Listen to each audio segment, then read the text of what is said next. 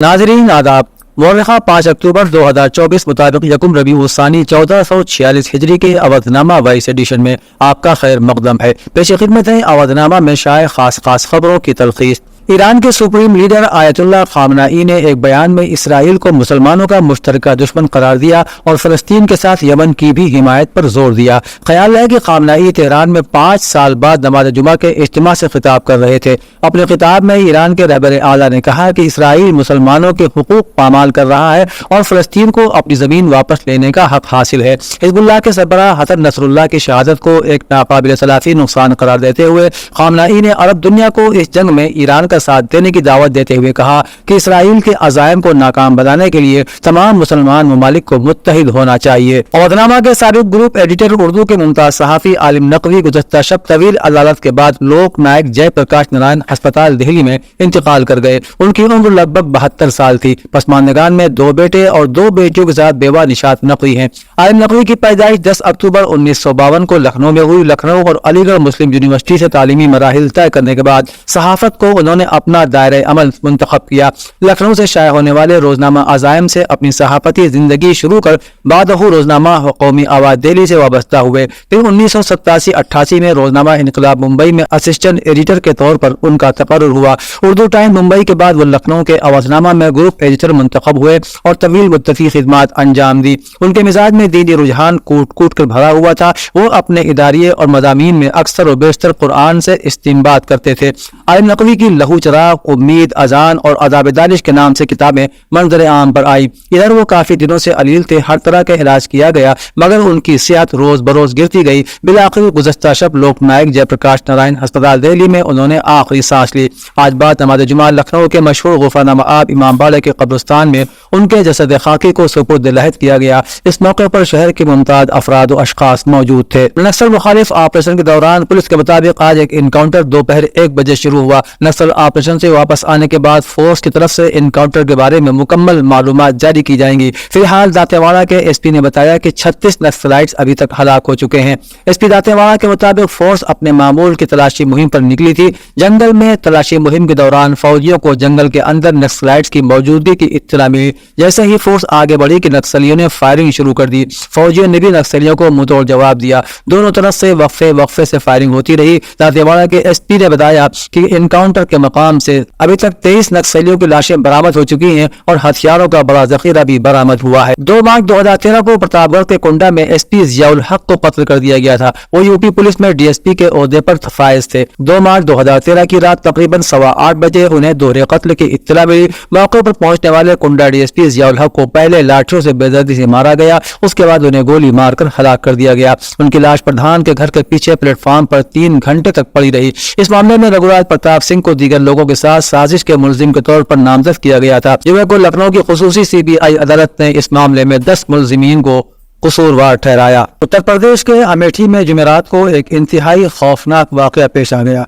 School में तैनात एक उस्ताद सुनील कुमार, उनकी बीवी और 2 बेटियों को नामालूम हमला आवरों ने उनके घर में घुसकर गोली मारकर हलाक कर दिया। बहुजन समाज पार्टी की सरबराह मायावती ने इस मामले पर रद्द-ए-अमल जाहिर करते हुए लिखा कि यूपी के अमेठी जिले में एक दलित खानदान के 4 लोगों के साथ वहशियाना कत्ल का वाकया इंतहाई अफसोसनाक और तशवीशनाक है। हुकूमत को मुजरिमों और पुलिस वालों के खिलाफ भी सख्त कार्रवाई करना चाहिए। चारों को अस्पताल ले जाया गया जहां डॉक्टरों ने उन्हें मुर्दा करार दे दिया। एक ही खानदान के 4 अफराद की हलाकत की खबर से इलाके में खौफ और हरास का माहौल है और पूरे मामले का पर्दाफाश करने के लिए पुलिस की 6 टीमें तश्कील दी गई हैं। समाजवादी पार्टी के सदर अखिलेश यादव ने कहा कि बीजेपी हुकूमत में गड्ढे से पाक करने के नाम पर बड़े पैमाने पर बदउनवानी और लूटमार हुई है। जुमे को जारी एक बयान में उन्होंने इल्जाम लगाया कि योगी हुकूमत में तरक्याती काम ठप होकर रह गए हैं। बजट की रकम का गलत इस्तेमाल किया जा रहा है। बीजेपी हुकूमत 7 बरसों से सड़कों पर पड़े गड्ढे नहीं भर सकी। हर साल गड्ढे से पाक तामीरात के नाम पर हजारों करोड़ रुपए का बजट जारी किया जाता है,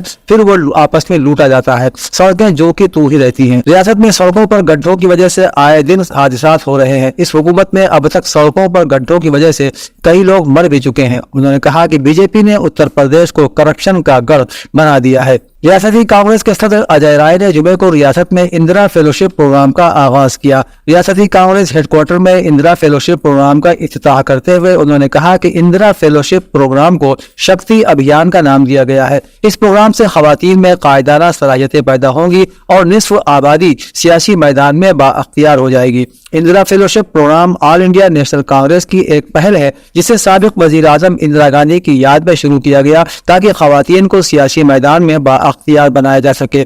کانگریس لیڈر راہل گاندھی نے خواتین سے اس انقلاب میں شامل ہونے کی اپیل کی ہے۔ اتر پردیش کی راجدھانی لکھنؤ میں ہندو مہاسبھا کے لیڈر ششر چترویدی کو گرفتار کیا گیا ہے۔ ششر چترویدی مندروں سے سائی بابا کی مورتیوں کو ہٹانے کی دھمکی دے رہا تھا۔ لکھنؤ پولیس نے ششر چترویدی کو امن کی خلاف ورزی کے الزام میں گرفتار کیا ہے۔ اکھل بھارت ہندو مہاسبھا کے لیڈر ششر چترویدی کو حضرت گنج پولیس نے جمعرات کو گرفتار کیا۔ ششر اپنے کئی ساتھیوں کے ساتھ مندروں سے سائی بابا کی مورتی ہٹانے کی دھمکی دے رہا تھا۔ اس سے متعلق کئی ویڈیوز بھی سامنے آ چکے ہیں جس میں ششر اپنے دوستوں کے ساتھ مندر جاتے اور نعرے لگاتے نظر آیا۔ اس کے بعد امن و امان کو مد نظر رکھتے ہوئے اسے گرفتار کر لیا گیا۔ ریاستی حکومت نے محکمہ خواتین بہبود کے تحت چلائی جانے والی رانی لکشمی بائی مہیلا سمان کوش یوجنا کے تحت آؤٹ سورسنگ خدمات کی ادائیگی کے لیے 30 لاکھ روپے کی منظوری دی ہے۔ یہ رقم رواں مالی سال 2024-25 میں ریونیو کی جانب سے منظور کی گئی ہے۔ منظور شدہ فنڈ ڈائریکٹر ویمن ویلفیئر کو فراہم کر دیا گیا ہے۔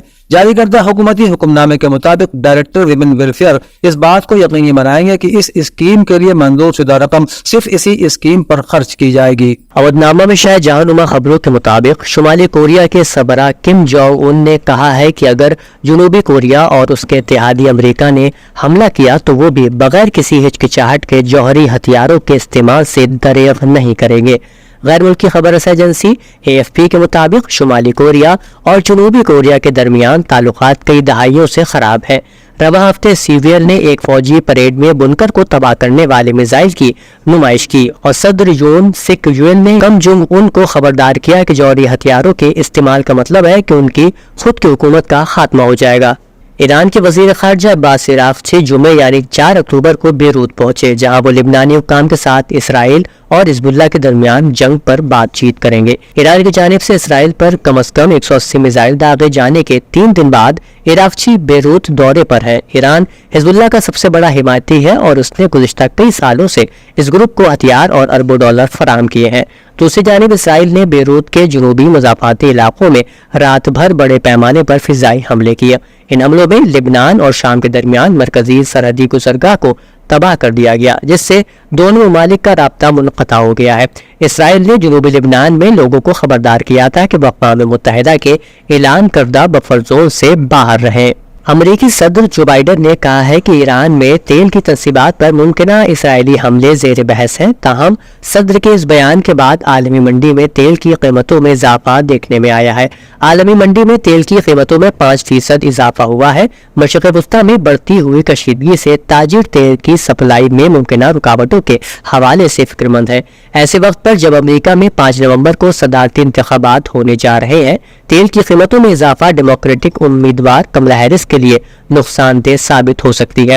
جو بائیڈن نے مزید کہا کہ انہیں اسرائیل کی جانب سے فوری کارروائی کی توقع نہیں ہے، جبکہ ماضی میں اسرائیلی وزیر اعظم بنیامین نتنیاہو غزہ اور لبنان کے معاملے میں تحمل سے کام لینے کے مطالبات کو نظر انداز کرتے رہے ہیں۔ یمنی حوثیوں کے بعد عراق کے مزاحمتی گروپ نے اسرائیل پر حملہ کرتے ہوئے جنوبی اسرائیل پر ڈرون داغ دیے ہیں۔ القدس نیٹ ورک کے مطابق عراقی مزاحمتی گروپ کی جانب سے جاری ایک بیان کے مطابق مقبوضہ فلسطین کے جنوبی اسرائیلی علاقے پر پہلی مرتبہ جدید ڈرونز کے ذریعے حملہ کیا گیا۔ بیان میں مزید کہا گیا کہ ہمارے جنگجو اسرائیل کے خلاف ان جدید ڈرونز کا استعمال کرتے ہوئے دشمن کے ٹھکانوں پر اور بھی شدید حملے جاری رکھیں گے۔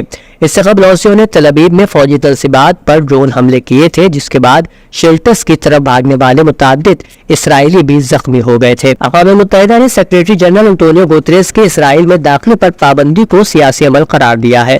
اقوام متحدہ نے اپنے رد عمل میں کہا ہے کہ اقوام متحدہ کے سیکریٹری جنرل انٹونیو گوتریس پر پابندی سیاسی ہے۔ ویانا کنونشن کے تحت ایک ملک دوسرے کے سفارتکار کو ناپسندیدہ شخصیت قرار دے سکتا ہے، مگر عالمی تنظیم خصوصاً اقوام متحدہ کو عملے پر پابندیاں عائد نہیں کی جا سکتی۔